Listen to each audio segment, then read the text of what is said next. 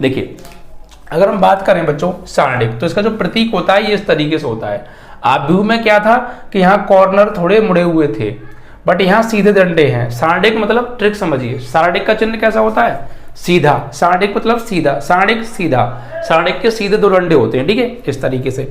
अब बच्चों सारणिक में एलिमेंट लिखे किस तरीके से जाते हैं? कुछ इस तरीके से, जिस तरीके से आव्यूह में लिखे जाते थे उसी प्रकार सारणिक में भी लिखे जाते हैं। ये A11 पहली रो और पहली स्तंभ का अवयव है, A12 पहली रो और दूसरे स्तंभ का अवयव है, A13 पहली रो और तीसरे स्तंभ का अवयव है।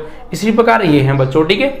अब देखिए इसमें 3 पंक्ति हैं, पहली पंक्ति R1, दूसरी पंक्ति, तीसरी पंक्ति। इसी प्रकार पहला स्तंभ C1, दूसरा स्तंभ, तीसरा स्तंभ। अगर हम ये बात करें इसका क्रम कितना होगा, तो क्रम भी उतना ही होगा जितना आव्यूह का जैसे निकाल देते।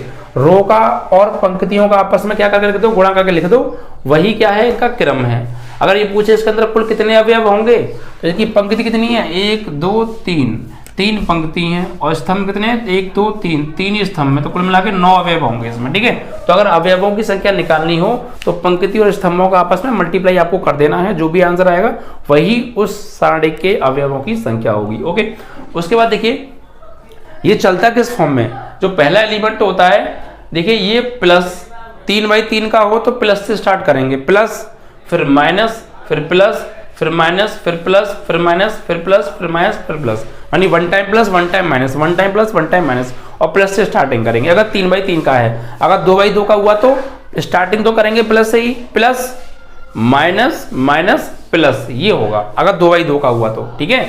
हम ये कैसे पहचानते हैं प्लस आएगा या माइनस आएगा? देखो मैं ट्रिक बता रहा हूँ आपको, ये बात ध्यान रखिएगा। अगर ये 1 1 है तो 1 और 1 को जोड़ेंगे कितना आएगा? 2, और 2 कैसी संख्या है? सम। अगर सम संख्या आए तो प्लस, और 1 और 2 जोड़ेंगे क्या आएगा? 3, और 3 क्या है? विषम संख्या, तो माइनस। इट मीन्स इनके ये ट्रिक है, कोई वो नहीं है किताब में आपको मिले। अगर इनको जोड़ के सम संख्या आ रही है आपकी तो प्लस लगाएंगे, और विषम आ रही है तो माइनस लगेगा। Is that clear? ठीक है। इसी के अकॉर्डिंग हम सह-गुणनखंड निकालते हैं बच्चों, और उपसारणिक निकालते हैं, ठीक है, इन्हीं के अकॉर्डिंग। अब अगर हम यहाँ पे प्रसार करें, सारणिक का प्रसार कैसे करते हैं? प्रसार आप पहली पंक्ति, दूसरी पंक्ति, तीसरी पंक्ति, या पहले स्तंभ, दूसरे स्तंभ, तीसरे स्तंभ, जिसके अकॉर्डिंग चाहे आप उसके अकॉर्डिंग प्रसार कर सकते हैं, ठीक है। तो यहाँ पर अगर मैंने मान लीजिए R1 के सापेक्ष प्रसार किया है, तो प्रसार कैसे करेंगे? तो ये पहला एलिमेंट लेंगे, R1 यही तो है, तो R1 में 3 एलिमेंट आ रहे हैं, A1 A2 A3, तो इनके अकॉर्डिंग हम प्रसार करेंगे। तो पहले एलिमेंट के अकॉर्डिंग, तो ये क्या है? प्लस A, तो यह प्लस A। अब ये जो एलिमेंट है जिस रो और जिस कॉलम में आ रहा है उसे हटा दो बस। तो ये एलिमेंट पहली रो में आ रहा है और पहले कॉलम में आ रहा है, इसे हटा दीजिए। हटाने के बाद ये जो बचा, इसी को बच्चों हम बोलते हैं उपसारणिक। क्या बोलते हैं? उपसारणिक। जिसके अकॉर्डिंग हम प्रसार कर रहे हैं वो एलिमेंट जिस रो और जिस कॉलम में आ रहा है उसे हटाने के बाद जो बचता है, इसी को हम उपसारणिक के नाम से भी जानते हैं। बस का क्रॉस मल्टीप्लाई कर देते हैं, ठीक है। तो A प्लस का A1 फर्स्ट रो और फर्स्ट कॉलम गई, इसका इसमें क्रॉस करते हैं तो B2 C3, और इसका इसमें क्रॉस करते हैं C2 B3, और बीच में लगा देते हैं माइनस। ये बीच में फॉर्मूले में ही माइनस आता है, ठीक है। फिर यहाँ पर आए अगले में, ये माइनस का A2 है तो माइनस का A2। अब ये माइनस A2 फर्स्ट रो और सेकंड कॉलम में आ रहा है, तो फर्स्ट रो और सेकंड कॉलम को हटाओ, बचे ये 4 एलिमेंट, इनका क्रॉस करो। ये चिन्ह अब काम नहीं आएंगे, क्रॉस करते टाइम इन चिन्हों का यूज नहीं करना है, ठीक है। तो B1 का C3 में करेंगे तो B1 C3, फिर C1 का B3 में तो C1 B3, और बीच में माइनस आता है, ठीक है। इसी प्रकार A3 प्लस का, तो फर्स्ट रो और थर्ड कॉलम को हटाओ, because first row third column में आ रहा है ये, तो ये 4 एलिमेंट बचे। तो B1 का C2 में B2 C1, B1 C2, और इसका इसमें C1 B2, बीच में माइनस, ठीक है। इस तरीके से आप इसका प्रसार करेंगे। इनको जो अंदर वैल्यू आती हैं इन्हें हम बोलते हैं उपसारणिक। किसी भी सारणिक का हम प्रसार कर रहे हैं जिस रो या जिस कॉलम के अकॉर्डिंग, तो वो एलिमेंट जिस रो या जिस कॉलम में आ रहा है उस रो और उस कॉलम को हटा दो। उसको हटाने के बाद जो भी बचता है वही उपसारणिक होता है, ठीक है भाई। अब देखिए, अगर किसी सारणिक में हम किसी से गुणा करें तो गुणा भाई हम किसी पर्टिकुलर स्तंभ या पंक्ति में भी कर सकते हैं। जबकि आव्यूह में क्या था, जब आप किसी अधिक संख्या से गुणा करेंगे तो पूरे आव्यूह में गुणा होता था, बट सारणिक में ऐसा नहीं है। सारणिक में आप किसी अधिक संख्या से गुणा जिस पंक्ति में करना चाहते हैं आप उस स्पेशल पंक्ति में कर सकते हैं, या स्तंभ में भी कर सकते हैं। उसी प्रकार कॉमन भी ले सकते हैं, अगर किसी पंक्ति या किसी स्तंभ में से कोई नंबर कॉमन आ रहा है तो उसी प्रकार कॉमन भी ले सकते हैं, और उसी प्रकार गुणा भी कर सकते हैं, ठीक है। चलिए, अगर किसी सारणिक का सारणिक निकालें, किसी आव्यूह का क्या निकालें, सारणिक निकालें, और किसी अदिश संख्या से गुणा करें। भाई किसी सारणिक में किसी अदिश संख्या से गुणा करें, तो कैसे गुणा करेंगे, इस तरीके से। और ऐसे ही इसका जो भी क्रम है, मान लीजिए क्रम n गुणा n है, तो इसके अंदर जो भी नंबर है, अगर इस नंबर को हम बाहर निकालेंगे तो ये नंबर बाहर निकलेगा जो भी इसका क्रम है उसकी पावर 1 के। जैसे अंदर k है और k को मैं बाहर निकालना चाहता हूँ, उसका क्रम कितना है, n गुणा n, तो k की पावर n बन के ये बाहर निकलेगा। ठीक है, इसके ऊपर सवाल भी था। अब देखिए ये चीज़ आप विशेष ध्यान रखिएगा, ये चीज़ पहले मैं आगे समझा दूँ फिर बता दूंगा लास्ट में। ठीक है, अब यहाँ आ जाइए, ये कुछ रूल हैं सारणिक से संबंधित।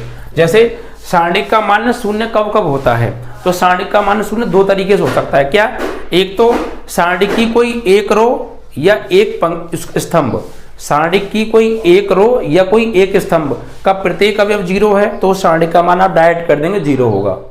कोई एक रो या एक स्तंभ का प्रत्येक अवयव 0 है तो आप डायरेक्ट कर देंगे सारणिक का मान 0 होगा। या किन्हीं दो रो या दो स्तंभ आपस में क्या हो बच्चों, समान हो, या किन्हीं दो रो या दो स्तंभों के संगत अवयव आपस में क्या हो, समान हो, तो आप कह देंगे कि सारणिक का मान 0 होगा। क्लियर, कोई एक रो या एक कॉलम का प्रत्येक किसी एक रो का कोई एक रो पूरी की पूरी 0 है तो सारणिक का मान 0 होगा।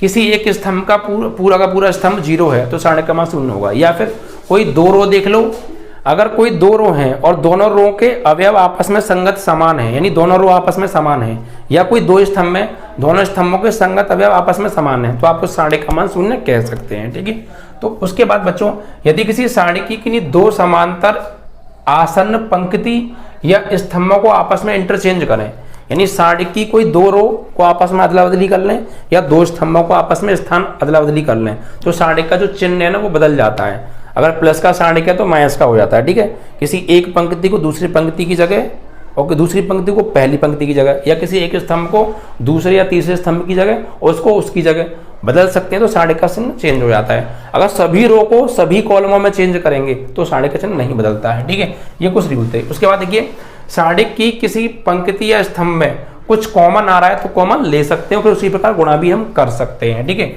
अगर हमें कोई त्रिभुज दे रखा है और त्रिभुज के तीनों शीर्ष दे रखे हैं और ये कहें सारणिक विधि से इस त्रिभुज का क्षेत्रफल निकालो, तो सारणिक विधि से निकालने का फॉर्मूला क्या होगा त्रिभुज का क्षेत्रफल का।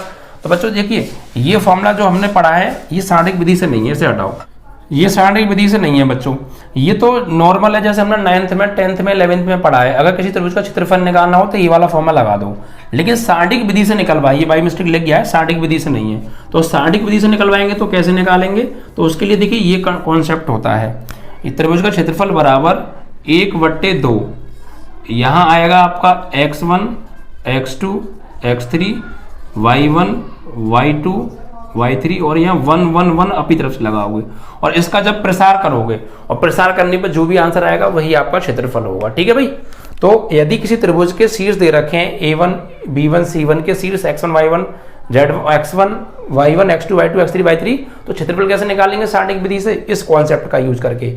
x1 x2 x3 आपके यहाँ, y1 y2 y3 यहाँ और 1 1 1 यहाँ, और फिर इसका प्रसार करेंगे, जो भी आंसर आएगा उतना ही वर्ग का ही आपका क्षेत्रफल होगा। ठीक है, 3 बिंदु संरेख होते हैं तो कैसे चेक करेंगे, इसी तरीके से हम त्रिभुज का क्षेत्रफल निकालेंगे। अगर 0 आ गया तो संरेख है और 0 नहीं आया तो संरेख नहीं है। ये चीज आप बचपन से पढ़ते आ रहे हैं। सारणिक का व्युत्क्रम कैसे निकालते हैं, तो सारणिक का व्युत्क्रम बच्चों यहाँ पर कंडीशन है कुछ, क्या देखिए, सारणिक का व्युत्क्रम हम 2 तरीके से निकालेंगे। उससे पहले हमें सारणिक का व्युत्क्रम निकालने के लिए हमें उस सारणिक की वैल्यू निकालनी पड़ेगी, यानी उसका सारणिक निकालना पड़ेगा, उस सारणिक की वैल्यू। कैसे, सारणिक ए निकालेंगे। ठीक है, ये अगर सारणिक ए की वैल्यू 0 के बराबर नहीं आ रही है, यानी अगर उसका सारणिक ए, ये कैसे निकालते हैं, किसी एक रो या किसी एक कॉलम के अकॉर्डिंग प्रसार कर देते हैं और प्रसार करने पर जो वैल्यू आती है वही इसकी डिटर्मिनेट वैल्यू होती है, सारणिक वैल्यू होती है। तो ये सारणिक वैल्यू निकाल लेंगे। अगर ये सारणिक वैल्यू 0 नहीं आ रही है, 0 के बराबर नहीं है, कुछ और है,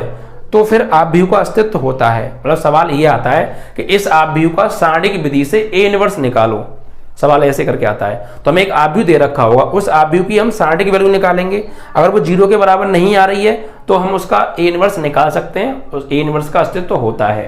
ठीक है, तो कैसे निकालेंगे, ए इनवर्स बराबर एडजॉइंट ऑफ ए ऑन सारणिक ए। ठीक है, ये एडजॉइंट ऑफ ए क्या है, सहखंडज होता है ये एडजॉइंट ऑफ ए। सहखंडज निकालेंगे, सहखंडज होते हैं A11, A12, A13, A21, A22, A23, A31, A32, A33, ये सहखंडज होते हैं। इनसे मिलकर एक आव्यूह बनता है, वही एडजॉइंट ऑफ ए होता है। और किसी एक रो या किसी एक कॉलम के अकॉर्डिंग प्रसार करके सार्डिक वैल्यू निकाल लेंगे। तो ए इनवर्स निकालेंगे एडजॉइंट ऑफ ए अपॉन सार्डिक ए, यानी जो भी आपने आव्यूह बनाया था उसमें सार्डिक ए से भाग दे दोगे, जो भी वैल्यू आएगी वही ए इनवर्स होगा। ठीक है, अगर बच्चों ये सार्डिक ए की वैल्यू 0 आ जाए तो फिर दो शर्तें हैं। क्या? अगर इसका जो है 0 के बराबर आ जाए तो ठीक है, अगर 0 के बराबर आए, अगर ये तो एक तो ये है कि सार्डिक ए बराबर 0 नहीं है तो सार्डिक का जो समीकरण निकाय है वो संगत अद्वितीय होते हैं, ये याद कर लीजिएगा, वैसे जरूरत भी नहीं है। लेकिन कभी कभी पूछ लेता है, हमें दो समीकरण देगा और आव्यूह विधि से उन्हें सॉल्व कराएगा, दो समीकरण देगा आव्यूह विधि से सॉल्व कराएगा। तो पहले हम उन समीकरणों से 2 भी दे सकता है, 3 भी दे सकता है, 3 समीकरण निकाय भी दे सकता है, मैंने आपको अनशॉर्ट में सवाल भी कराया है। ठीक है, 3 समीकरण निकाय देगा, वहां से एक ए बराबर आव्यूह बनाएंगे, एक बी बराबर बनाएंगे। बी क्या होता है? जो बराबर में वैल्यू दे रखी होती है। एक एक्स बराबर आव्यूह बनाएंगे, एक्स क्या होता है? जितनी उसमें चर राशि आ रही है एक्स वाई जेड। ठीक है, फिर उसका सार्डिक वैल्यू निकालेंगे, और सार्डिक वैल्यू 0 के बराबर नहीं आ रहा है तो समीकरण निकाय संगत होंगे और उनका अद्वितीय हल होता है, सिंगल हल हो सकता है सिर्फ। ठीक है, और अगर ये 0 के बराबर आ जाए तो फिर हम क्या करते हैं? तो फिर हम adjoint of A into B निकालते हैं। अगर एडजॉइंट ऑफ ए 0 के बराबर नहीं है तो समीकरण निकाय संगत होते हैं और उनका कोई हल नहीं होता है। ये पूछता है कभी कभी, बताइए क्या कंडीशन है। तो पहले आप सार्डिक वैल्यू निकालोगे, 0 के बराबर नहीं है तो अद्वितीय हल होगा, समीकरण निकाय संगत होंगे। लेकिन 0 के बराबर आ गया तो adjoint of A into B निकालोगे फिर, और अगर ये 0 के बराबर नहीं आएगा तो समीकरण निकाय असंगत होंगे और कोई हल नहीं है। और अगर ये 0 के बराबर आ गया तो समीकरण निकाय संगत या असंगत कुछ भी हो सकते हैं और इनफाइनाइट सॉल्यूशन होंगे। ठीक है, तो ये बात आप विशेष ध्यान रखिए। और साथ में ये वाली बातें, किसी आव्यूह का ए और उसका इनवर्स का गुणा करेंगे तो आई आएगा, इकाई आव्यूह, या किसी आव्यूह के इनवर्स या ए का गुणा करेंगे तब भी इकाई आव्यूह आएगा, या किसी आव्यूह ए में इकाई आव्यूह से गुणा करोगे तब भी इकाई आव्यूह ही प्राप्त होता है। ये बातें आप अच्छे से समझ लीजिएगा, फिर आपको चैप्टर नंबर 4 में कोई समस्या नहीं रहेगी और आपको सवाल निकालने में बहुत हेल्प मिलेगी। और फिर भी कोई दिक्कत है तो चैप्टर मैंने कराया, आप जाके देख सकते हैं। ठीक है बच्चों, इससे अगले वीडियो में चैप्टर नंबर 5 से संबंधित फॉर्मूलों की हम बात करेंगे।